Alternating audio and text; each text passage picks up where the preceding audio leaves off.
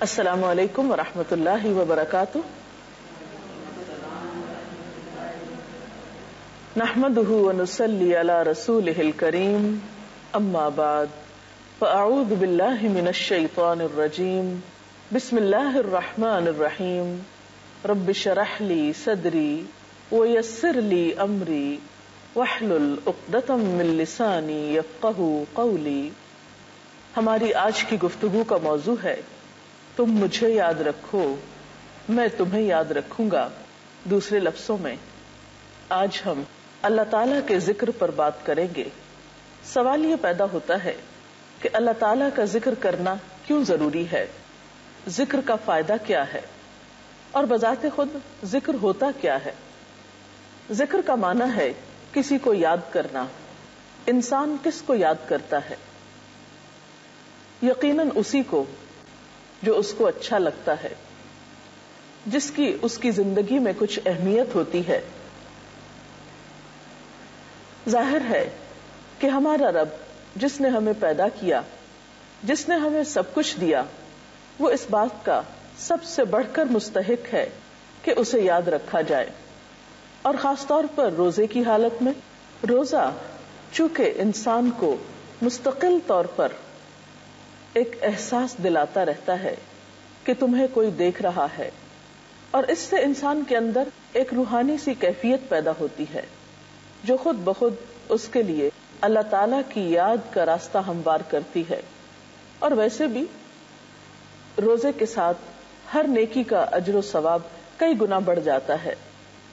نبی اکرم صلی اللہ علیہ وسلم سے ایک بار پوچھا گیا کہ سب سے زیادہ نماز کس کی اچھی ہے، سب سے زیادہ روزہ کس کا اچھا ہے، سب سے زیادہ حج کس کا اچھا ہے. تو آپ نے فرمایا جو ان میں سب سے زیادہ اللہ تعالیٰ کو یاد کرے، یعنی جس نماز میں اللہ کی یاد زیادہ ہو وہ نماز سب نمازوں سے اچھی ہے. جس روزے میں اللہ کا ذکر سب سے بڑھ کر ہو وہ روزہ سب سے اچھا ہے، سب سے افضل ہے. اور اسی طرح دیگر عبادات بھی. تو وہ روزہ جس میں اللہ تعالیٰ کا ذکر کیا جائے وہ عام روزوں کی نسبت اور پھر عام دنوں کی نسبت کئی گنا زیادہ بہتر ہو سکتا ہے. اور پھر اللہ تعالیٰ بھی فرماتے ہیں فاذکرونی اذکرکم واشکروا لی ولا تکفرونی. تم مجھے یاد رکھو میں تمہیں یاد رکھوں گا اور تم میرا شکر ادا کرتے رہو اور میری ناشکری نہ کرنا. ذکر کی اہمیت اور فضیلت کسی سے بھی چھپی ہوئی نہیں، اور اس وقت ذکر کے موضوع پر بات کرنا تو دراصل ایک یاد دہانی ہے، کیونکہ ہم سب بھولنے والے ہیں. بہت سی چیزوں کو ہم سمجھتے ہوئے بھی بھول جاتے ہیں. تو آئیے چند ایک احادیث اس سلسلے میں ہم دیکھتے ہیں. نبی اکرم صلی اللہ علیہ وسلم کا فرمان کیا ہے، آپ کا طریقہ کیا ہے اور ہمیں کیا کرنا ہے. حضرت ابو ہریرہ سے مروی ہے، ایک حدیث قدسی میں آتا ہے اللہ تعالیٰ فرماتے ہیں کہ میں اپنے بندے کے ساتھ ہوتا ہوں جب وہ مجھے یاد کرتا ہے اور اس کے ہونٹ میری یاد میں حرکت کرتے رہتے ہیں. تو گویا ذکر کرنے والے کو اللہ تعالیٰ کا قرب نصیب ہوتا ہے. اور اللہ تعالیٰ خود بھی فرماتے ہیں یا ایھا الذین آمنوا اذکروا اللہ ذکرا کثیرا. اے لوگو جو ایمان لائے ہو اللہ کا ذکر کرو، بہت کثرت کے ساتھ ذکر کرنا. یعنی یہ اللہ تعالیٰ کا مطالبہ ہے ہم سے، اپنی مخلوق سے، اپنے بندوں سے، کہ وہ ہر چیز سے بڑھ کر اس کو یاد کریں. بات یہ ہے کہ اس کا فائدہ بھی خود ہم ہی کو ہے. قرآن پاک میں اللہ تعالیٰ فرماتے ہیں الذین آمنوا وتطمئن قلوبهم بذکر اللہ الا بذکر اللہ تطمئن القلوب. ایسے ہی لوگ ہیں جنہوں نے مان لیا اور ان کے دلوں کو اللہ کی یاد سے اطمینان ہوتا ہے. سنو اللہ کی یاد، اللہ کا ذکر ہی وہ چیز ہے جس سے دلوں کو اطمینان نصیب ہوتا ہے. اور وَلَذِكْرُ اللَّهِ أَكْبَرُ، اللہ کا ذکر بہت بڑی چیز ہے، کوئی معمولی چیز نہیں کہ انسان اسے نظر انداز کر سکے. اور اگر انسان اسے نظر انداز کرتا ہے تو اس پر انسان کو نقصان کیا ہے. اللہ سبحانہ وتعالیٰ فرماتے ہیں وَمَن يَعْشُ عَن ذِكْرِ الرَّحْمَٰنِ نُقَيِّضْ لَهُ شَيْطَانًا فَهُوَ لَهُ قَرِينٌ، جو شخص رحمان کے ذکر سے غفلت برتتا ہے ہم اس پر ایک شیطان مسلط کر دیتے ہیں اور وہی اس کا ساتھی بن جاتا ہے۔ تو گویا ایک طرف جہاں ذکر کرنے سے انسان کو اللہ تعالیٰ کا قرب نصیب ہوتا ہے، وہاں دوسری طرف اللہ تعالیٰ کا ذکر بھلا دینے سے اور اس کی یاد سے غافل ہونے سے انسان شیطان کے قریب ہو جاتا ہے یا شیطان اس کا ساتھی بن جاتا ہے۔ اور آپ سب جانتے ہیں کہ جس کا ساتھی شیطان ہو پھر وہ کیسا ساتھی ہو سکتا ہے اور انسان کا وہ کتنا نقصان کر سکتا ہے۔ ذکر کا ایک فائدہ یہ بھی ہے کہ ذکر کرنے والا اللہ سبحانہ وتعالی کی حفاظت میں ہوتا ہے۔ اس سلسلے میں نبی اکرم صلی اللہ علیہ وسلم کی ایک حدیث بہت عمدہ ہے۔ آپ نے فرمایا، میں تمہیں حکم دیتا ہوں کہ اللہ کو زیادہ یاد کرو اور ذکر کی مثال ایسی سمجھو جیسے کسی آدمی کا اس کے دشمن نہایت تیزی کے ساتھ پیچھا کر رہے ہوں، یہاں تک کہ اس آدمی نے بھاگ کر ایک مضبوط قلعے میں پناہ لے لی ہو اور دشمن کے ہاتھوں میں پڑنے سے بچ گیا ہو۔ اسی طرح بندہ شیطان سے نجات نہیں پا سکتا مگر اللہ کی یاد کے سہارے۔ تو گویا جس طرح ایک بندہ دشمن سے بچنے کے لیے ایک قلعے کی حفاظت میں آتا ہے، قلعے میں پناہ لیتا ہے، بالکل اسی طرح شیطان جیسے دشمن سے بچنے کے لیے بھی ذکر ایک مضبوط قلعے کی حیثیت رکھتا ہے۔ ایک اور حدیث میں آتا ہے، نبی صلی اللہ علیہ وسلم نے فرمایا، اللہ تعالیٰ فرماتے ہیں، میرا بندہ مجھ سے جو توقع رکھتا ہے اور جیسا گمان اس نے میرے متعلق قائم کر رکھا ہے ویسا ہی مجھے پائے گا۔ جب وہ مجھے یاد کرتا ہے تو میں اس کے ساتھ ہوتا ہوں، اگر وہ مجھے تنہائی میں یاد کرتا ہے تو میں بھی اسے تنہائی میں یاد کرتا ہوں، اگر وہ مجھے کسی جماعت کے ساتھ بیٹھ کر یاد کرتا ہے تو میں ان سے بہتر جماعت میں اس کو یاد کرتا ہوں، اگر وہ میری طرف ایک بالشت بڑھتا ہے تو میں اس کی طرف ایک ہاتھ بڑھ جاتا ہوں، اور اگر وہ میری طرف ایک ہاتھ بڑھتا ہے تو میں اس کی طرف 4 ہاتھ بڑھتا ہوں، اگر وہ میری طرف آہستہ آہستہ آتا ہے تو میں اس کی طرف دوڑ کر جاتا ہوں۔ تو اس سے بھی کیا پتہ چلتا ہے کہ ہم جیسا معاملہ اللہ سبحانہ وتعالیٰ کے ساتھ کرتے ہیں، اللہ تعالیٰ اس سے بڑھ کر ہمارے ساتھ بھلائی کرتے ہیں۔ جس طرح ہم اس کو یاد کریں گے ویسے ہی وہ ہمیں یاد کرے گا، بلکہ اس سے بڑھ کر۔ نبی صلی اللہ علیہ وسلم نے فرمایا، جب کوئی جماعت یعنی اکٹھے ہو کر لوگ بیٹھتے ہیں اور اللہ کو یاد کرتے ہیں تو اللہ تعالیٰ کے فرشتے اس جماعت کو گھیر لیتے ہیں، اس کی رحمت ان پہ چھا جاتی ہے اور سکینت ان پہ نازل ہوتی ہے، اور اللہ تعالیٰ ان کا تذکرہ فرشتوں سے کرتے ہیں۔ اس سے بھی پتہ چلتا ہے کہ انفرادی ذکر کے علاوہ اجتماعی ذکر یعنی اکٹھے بیٹھ کر دوسرے لوگوں کے ساتھ مل کر اللہ تعالیٰ کو یاد کرنا بہت اجر و ثواب کی بات ہے۔ بعض اوقات یہ پوچھا جاتا ہے کہ ذکر کب کیا جائے؟ ذکر کرنے کے اگرچہ کئی طریقے ہیں، سب سے بہترین طریقہ تو خود نماز ہے، قرآن پاک کی تلاوت بھی اللہ تعالیٰ کا ذکر ہے، پھر اسی طرح کچھ مخصوص اوقات کے اذکار بھی نبی صلی اللہ علیہ وسلم سے ثابت ہیں۔ اگر ہم مسنون دعاؤں کا مطالعہ کریں تو ہم دیکھتے ہیں کہ صبح سے لے کر رات تک اور رات سے صبح تک بہت سے اوقات اور مواقع ایسے ہیں جس میں آپ صلی اللہ علیہ وسلم نے اللہ سبحانہ وتعالیٰ کو یاد کیا، بلکہ آپ کے بارے میں تو یہ آتا ہے کان یذکر اللہ فی کل احیان، کہ وہ ہر وقت میں اللہ سبحانہ وتعالیٰ کو یاد کیا کرتے تھے۔ مثلا ہم دیکھتے ہیں دن کا آغاز ہوتا ہے، آنکھ کھولتا ہے انسان تو ساتھ ہی اللہ تعالیٰ کا ذکر سکھایا گیا، الحمدللہ الذی احیانا بعدما اماتنا والیہ النشور، شکر اللہ کا جس نے ہمیں موت کے بعد زندگی بخشی، کیونکہ نیند بھی موت کی بہن ہے، اور اسی کی طرف جی اٹھنا ہے۔ پھر اسی طرح چھوٹی چھوٹی ضروریات پوری کرتے ہوئے بھی انسان اللہ کا ذکر کرتا رہتا ہے، مثلا واش روم میں جاتے ہوئے، باہر نکلتے ہوئے، کھانا کھاتے ہوئے، آغاز میں، انتہا میں، چھینک آئے اس موقع پر، مختلف جانوروں کے بولنے پر، بارش برسنے کے موقع پر، بادلوں کے گرجنے کے موقع پر، تیز ہواؤں کے چلنے کے موقع پر۔ مختلف مواقع دن بھر میں ایسے آتے ہیں جہاں اللہ کے رسول صلی اللہ علیہ وسلم نے ہمیں بہترین اذکار سکھائے ہیں. اسی طرح نماز تو ہے ہی اللہ کے ذکر کا نام. پھر اسی طرح ان اوقات کے علاوہ بھی جب کبھی فرصت ہو، جب جب موقع ہو، ان موقعوں پر اللہ سبحانہ و تعالیٰ کو یاد کرتے رہنا چاہیے اور کثرت سے یاد کرنا چاہیے. حتیٰ کہ ایک حدیث میں آتا ہے، نبی صلی اللہ علیہ وسلم نے فرمایا اکثروا ذکر اللہ حتی یقولوا مجنون. مسند احمد کی اس روایت کا مطلب یہ ہے کہ اللہ کو خوب یاد کیا کرو یہاں تک کہ لوگ کہیں یہ شخص مجنون ہے. ظاہر ہے جس شخص کے دل میں اللہ کی محبت ہوگی وہ اللہ تعالیٰ کو یاد کرے گا اور ہر موقع پر یاد کرے گا. تو لوگ ایسا سمجھ سکتے ہیں، لیکن ایسا شخص اللہ کی نگاہ میں مجنون نہیں، محبوب ہوتا ہے. کیونکہ اللہ تعالیٰ نے کیا فرمایا، فاذکرونی اذکرکم، تم مجھے یاد کرو میں تم کو یاد کروں گا. اور جس شخص کو اللہ سبحانہ و تعالیٰ یاد کرے پھر اس شخص کے لیے اس سے بڑی عزت افزائی اور اس سے بڑی مہربانی اور کیا ہو سکتی ہے. آپ صلی اللہ علیہ وسلم کی زندگی کو اگر غور سے دیکھا جائے تو وہ سراپا ذکر تھی. ایک صحابی نے نبی صلی اللہ علیہ وسلم سے عرض کیا، اے اللہ کے رسول صلی اللہ علیہ وسلم، نیکیوں کی قسمیں تو بہت سی ہیں اور میں ان سب کو انجام دینے کی طاقت نہیں رکھتا.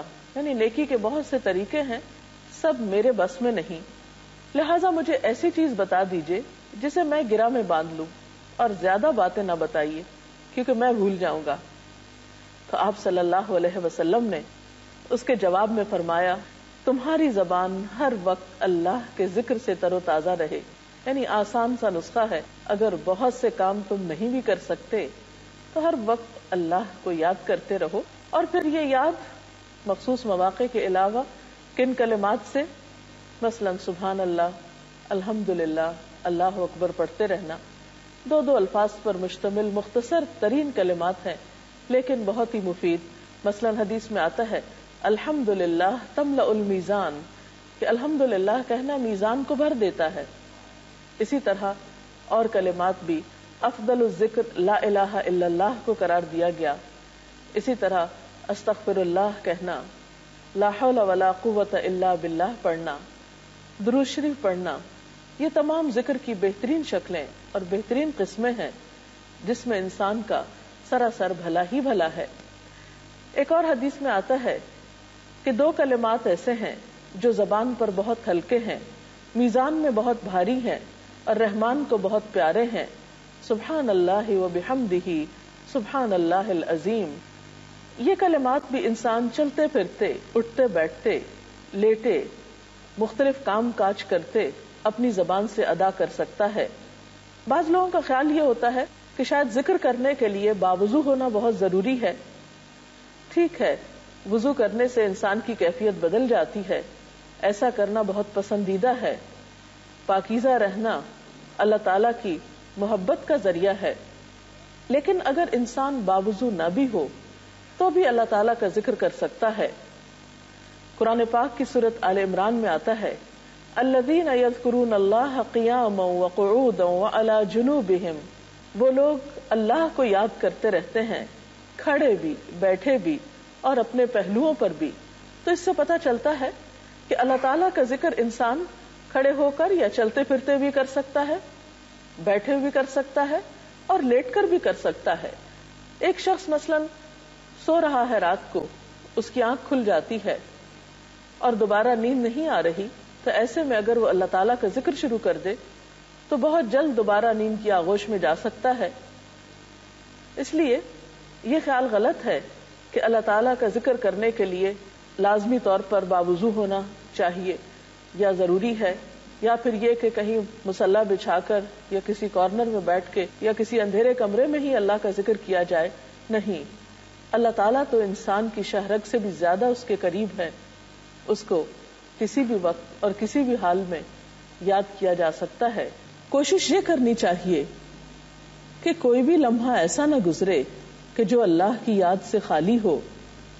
کیونکہ ایک روایت میں آتا ہے، حضرت معاذ کہتے ہیں رسول اللہ صلی اللہ علیہ وسلم نے فرمایا، اہل جنت کو کسی چیز پر اتنی حسرت نہ ہوگی جتنی اس لمحے پر جو دنیا میں اللہ کی یاد کے بغیر گزر گیا. گویا جنت میں جانے والے جب ہر طرح کی نعمتیں پالیں گے اور ہر طرف خوشیاں ہی خوشیاں اور نعمتیں ہی نعمتیں ہوں گی، اس وقت ان کو اگر حسرت ہوگی، غم ہوگا، تو اس بات پر کہ ہم نے دنیا کی زندگی میں اپنا کوئی بھی لمحہ اللہ کے ذکر کے بغیر کیوں گزارا. لیکن آج ہم اس دنیا میں ہوتے ہوئے ان اوقات کی قدر نہیں کرتے اور بسا اوقات ہاتھ پہ ہاتھ دھرے خاموش بیٹھے رہتے ہیں. خصوصاً انتظار کے لمحات میں ایسے لمحات کو ضائع کرنے کی بجائے ان سے بھرپور فائدہ اٹھانا چاہیے. آپ دیکھیے کہ بعض اوقات ہم ڈرائیونگ کر رہے ہوتے ہیں یا واک کر رہے ہوتے ہیں یا خواتین گھر میں کام کاج کر رہی ہوتی ہیں، مثلاً برتن دھو رہی ہیں، کھانا پکا رہی ہیں، تنہا ہے گھر میں، کوئی بھی نہیں، کسی سے کوئی بات چیت نہیں ہو سکتی. تو ایسے میں اللہ تعالیٰ کو یاد کرتے رہنے سے کاموں میں آسانی بھی ہو جاتی ہے اور انسان کے لیے وقت گزارنا بھی آسان ہو جاتا ہے. بعض اذکار ایسے ہیں کہ جو انسان کو غموں سے نجات دیتے ہیں، بعض اذکار تو جسمانی تھکاوٹ تک کا علاج بتائے جاتے ہیں. مثلا حضرت فاطمہ رضی اللہ تعالی عنہا حضور اکرم صلی اللہ علیہ وسلم کے پاس حاضر ہوئیں اور ان سے غلام طلب کیا کیونکہ وہ کام کر کر کے تھک جاتی تھی. تو آپ صلی اللہ علیہ وسلم نے جواب میں انہیں کچھ تسبیحات بتائیں جو تسبیحات فاطمہ کے نام سے مشہور ہیں کہ 33 مرتبہ سبحان اللہ پڑھو، 33 مرتبہ الحمدللہ اور 34 مرتبہ اللہ اکبر. تمہاری تھکاوٹ دور کرنے کے لیے یہ تسبیحات کافی ہوں گی. آپ بھی آزما کر دیکھ سکتے ہیں اور اللہ تعالیٰ سے دعا کرتے ہیں کہ اللہ تعالیٰ ہمیں اپنے ذکر کی توفیق عطا فرمائے. ذکر کے لیے زبان کا استعمال کرنا ضروری ہے یا دل ہی دل میں بھی ہو سکتا ہے ذکر؟ عام طور پر یہ سوال کیا جاتا ہے کہ ذکر کا طریقہ کیا ہے، کیا صرف دل میں ذکر کیا جا سکتا ہے یا اس کے لیے زبان کا حرکت کرنا بھی ضروری ہے. بہترین ذکر تو وہ ہے جس میں دل اور زبان دونوں شامل ہوں. لیکن اگر ایسا ممکن نہ ہو اور انسان دل ہی دل میں اللہ تعالیٰ کو یاد کرنا چاہے تو یہ بھی ممکن ہے، ایسا بھی کیا جا سکتا ہے. اور اگر اس کے ساتھ ساتھ زبان بھی شامل ہو تو بہت اچھا ہے. اس سلسلے میں قرآن پاک کی ایک آیت ہماری رہنمائی کرتی ہے. سورۃ الاعراف کی آیت نمبر 205 ہے، وَاذْكُرْ رَبَّكَ فِي نَفْسِكَ تَضَرُّعًا وَخِيفَةً وَدُونَ الْجَهْرِ مِنَ الْقَوْلِ بِالْغُدُوِّ وَالْآصَالِ وَلَا تَكُن مِنَ الْغَافِلِينَ. اس کا ترجمہ ہے، اپنے رب کو صبح و شام یاد کرو، دل ہی دل میں زاری اور خوف کے ساتھ اور زبان سے بھی ہلکی آواز کے ساتھ، اور تم ان لوگوں میں سے نہ ہو جاؤ جو غفلت میں پڑے ہوئے ہیں. اور یہاں سے ایک اور بات بھی ہمیں پتہ چل رہی ہے کہ اللہ تعالیٰ کی یاد میں کبھی زاری اور خوف بھی شامل ہونا چاہیے. یعنی ذکر محض زبان کی ایکسرسائز نہیں یا روٹین سے پڑھے ہوئے چند الفاظ نہیں یا رٹے رٹائے چند جملے نہیں یا محض تسبیح کا پھیرنا نہیں، بلکہ اس میں حقیقی معنوں میں اللہ تعالیٰ کی یاد کا شامل ہونا ضروری ہے. یہی ذکر کی اصل روح ہے. کوئی اور سوال ہو تو آپ کر سکتے ہیں. آج کل کی زندگی میں ہر شخص اتنا مصروف ہے کہ ذکر کرتے کرتے دوبارہ اپنے کام میں مصروف ہو جاتا ہے. اس کے لیے کوئی عملی ٹپس بتائیے. یہ بات درست ہے کہ انسان ذکر کرتا ہے پھر بھول جاتا ہے، پھر اس کو احساس ہوتا ہے کہ مجھے اللہ تعالیٰ کو یاد کرنا چاہیے، پھر اس پر کچھ غفلت کے لمحات آ جاتے ہیں. ایسا عمل بالکل فطری ہے. اس کے لیے ضروری ہے کہ انسان جو کام اپنی زندگی میں کرنا چاہتا ہے ان کو باقاعدہ اپنے پاس لکھ لے یا یاد دہانی کا کوئی بھی طریقہ مقرر کر لے. کیونکہ کوئی بھی کام جس کی ہم پلاننگ نہ کریں، منصوبہ بندی نہ کریں اور پھر یکسوئی کے ساتھ یا تسلسل کے ساتھ اس پر عمل نہ کریں، اس کی پابندی نہ کریں، تو اس کام کا صحیح فائدہ نہیں ہو سکتا. مثلا آپ کو کھانا ہی کھانا ہے، اگر آپ بغیر کسی ترتیب کے اور بغیر کسی منصوبے کے جو آپ کے سامنے آئے کھانا شروع کر دیں تو آپ سوچ سکتے ہیں کہ اس کا نتیجہ کیا ہوگا. اسی طرح یہ ہے کہ کبھی آپ کھانا کھائیں ہی نہ اور کبھی آپ بہت زیادہ کھا لیں تو اس سے بھی آپ کی صحت درست نہیں رہے گی. تو اسی طرح روحانی صحت کے لیے بھی ضروری ہے کہ آپ کے ذکر میں تسلسل بھی ہو اعتدال بھی ہو. اس کے لیے ضروری ہے کہ آپ کچھ اوقات مقرر کریں, اور اس کے لیے بہترین طریقہ ہے سنت کے پیٹرن کو فالو کرنا, کہ مثلاً صبح کے اوقات میں نبی صلی اللہ علیہ وسلم جو صبح شام کی دعائیں پڑھتے تھے ان کو پڑھیے, پھر نمازوں کی پابندی کیجیے, پھر قرآن پاک کی تلاوت صبح کے وقت رکھیے, اور اس کے علاوہ جو ذکر آپ کو کرنا ہے وہ کہیں لکھ لیجیے. مثلاً اپنے اوپر پابندی آپ عائد کر سکتے ہیں کہ مجھے دن میں ایک تسبیح سبحان اللہ کی کرنا ہے, ایک الحمدللہ کی کرنا ہے, اور پھر اپنے آپ کو رات کو چیک کیجیے. رات کو سونے سے پہلے اگر چند لمحات ایسے رکھیں اپنے لیے کہ جس میں ایک تو اپنا محاسبہ کریں کہ آج مجھ سے کوئی ایسی بات تو نہیں ہوئی کہ جس سے میرا رب ناراض ہوا ہو, کیا میں نے کسی انسان کا دل تو نہیں دکھایا, کیا کسی کا حق تو نہیں مارا. اس سے یہ ہوگا کہ جو استغفار اس وقت ہم کریں گے وہ کہیں زیادہ مفید ہوگی بنسبت اس کے کہ ہم روٹین میں ایک تسبیح استغفار کی پڑھ لیں. اسی طرح یہ ہے کہ اگر رات کو سونے سے پہلے کچھ دیر ذکر کر کے سویا جائے تو دن بھر کی جو ٹینشنز ہیں وہ ریلیز ہو جائیں گی اور نیند بھی بہتر طور پر آئے گی. تو جب آپ کچھ اوقات مقرر کر لیتے ہیں اور کچھ اذکار مقرر کر لیتے ہیں اور شعوری کوشش کرتے ہیں ان کی پابندی کرنے کی, اور یہ سب کچھ کہیں لکھا ہوا بھی ہے آپ کے پاس کہ وقتاً فوقتاً اپنی لسٹ چیک کرتے رہیں, تو اس سے انشاءاللہ تعالی آپ ذکر کرنے کے عادی ہو جائیں. اجازت چاہتے ہیں. اللہ حافظ.